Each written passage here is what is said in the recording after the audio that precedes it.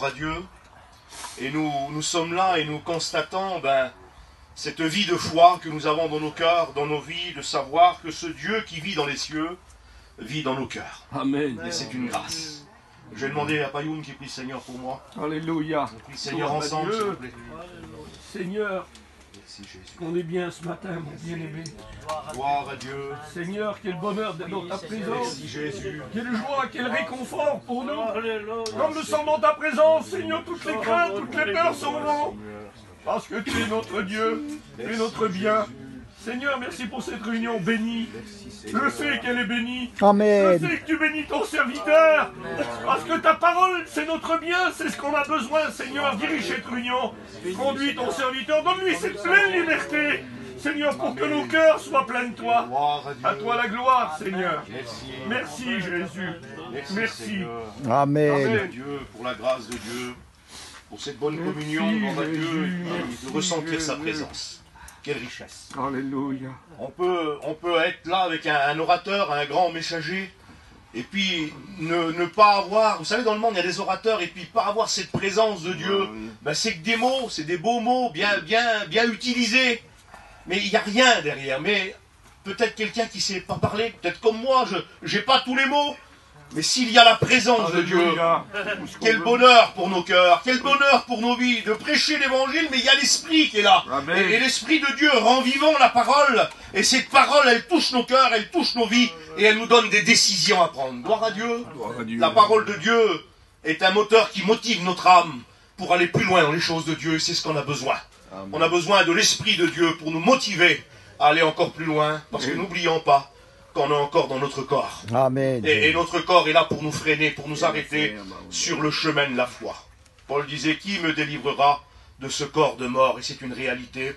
Il sera toujours contre la volonté de Dieu. Donc j'ai pris quelques versets de la parole du Seigneur. L'autre jour, il y a passé la petite sœur, puis elle a distribué des versets dans les campings. Et puis j'ai été voir bébé, et puis Kali m'a dit, tiens, lis ce petit verset-là. Et puis je le lis. Et je dis, Seigneur, quel beau verset pour faire un message. Amen. Et le verset, je l'ai pris là, et j'ai voulu le méditer, et puis c'était pas ça, et puis j'ai revenu sur un ancien message que j'ai prêché, et puis dans mon cœur ça disait, le verset il va à la fin du message. Tu le mettras à la fin du message.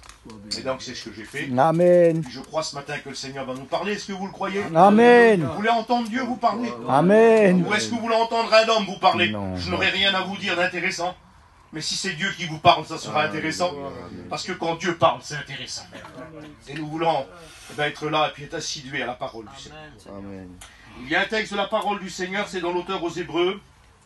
L'auteur aux Hébreux fait une comparaison avec la loi et puis avec la vie de Dieu, avec la grâce. Puis je voudrais vous lire ce verset de la parole de Dieu. C'est Hébreux 12 et au verset 18. Vous ne vous êtes pas approchés d'une montagne qu'on pouvait toucher et qui était embrasée par le feu, ni du retentissement de la trompette, ni du bruit des paroles, tels que ceux qui les entendaient demandèrent qu'il ne leur soit plus adressé une seule de plus, car ils ne supportaient pas cette déclaration.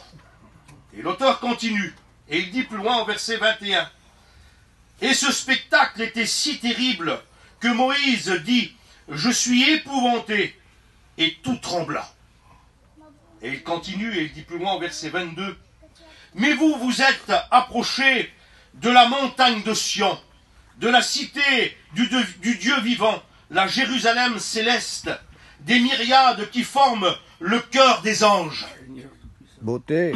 Cette comparaison que l'auteur aux Hébreux fait ici, c'est une déclaration. Il parle de la loi, il parle de Moïse, qu'ils étaient approchés de la montagne de Dieu.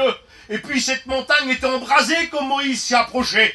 Et puis la voix était si terrible que Moïse en tremblait sur tout son corps, tellement que c'était important que Dieu était là, que la présence de Dieu était là. Mais c'était une montagne où Dieu se trouvait. Mais il dit, vous vous êtes approchés de la montagne de Sion. Et la montagne de Sion, vous savez ce qu'elle veut dire? Elle a une signification. Si vous prenez le dictionnaire, Sion, ça veut dire ce qui est représentatif de la présence de Dieu. Amen. nous nous sommes approchés de la présence de Dieu. Et cette présence de Dieu, avec l'évangile, elle a créé quelque chose en nous, quelque chose de formidable, quelque chose de spectaculaire. Elle a transformé notre vie. Nous ne sommes pas approchés simplement d'une montagne terrestre, mais nous sommes approchés de Dieu, de la cité céleste de Dieu. Quelle importance que nous avons. Et puis quand je faisais ce message, je disais, Seigneur, si je pouvais faire comprendre à ceux qui seront là, quelle importance que nous avons d'être des chrétiens, et combien c'est grand d'avoir Dieu dans sa vie, dans son cœur. Quelle beauté, bon Jésus. Il nous est dit un peu plus loin dans la parole du Seigneur, l'auteur aux Hébreux continue au verset 23, il dit, « Vous vous êtes approchés de l'assemblée des premiers-nés, inscrits dans les cieux, du juge, qui est le Dieu de tous des esprits, des justes, parvenu à la perfection de Jésus, qui est le médiateur de la nouvelle alliance et du sang de l'aspersion, qui parle mieux que celui d'Abel. » Quelle beauté. C'est le sacrifice vivant de Jésus, c'est lui qui s'est offert pour nous. Et c'est par son sang précieux, par l'aspersion du sang, le texte de la parole de Dieu nous dit, le mot aspersion veut dire être arrosé. Nous avons été arrosés par son sang précieux. Amen. Il n'a pas simplement coulé sur nos cœurs, sur nos âmes pour nous laver, mais nous avons été aspirés.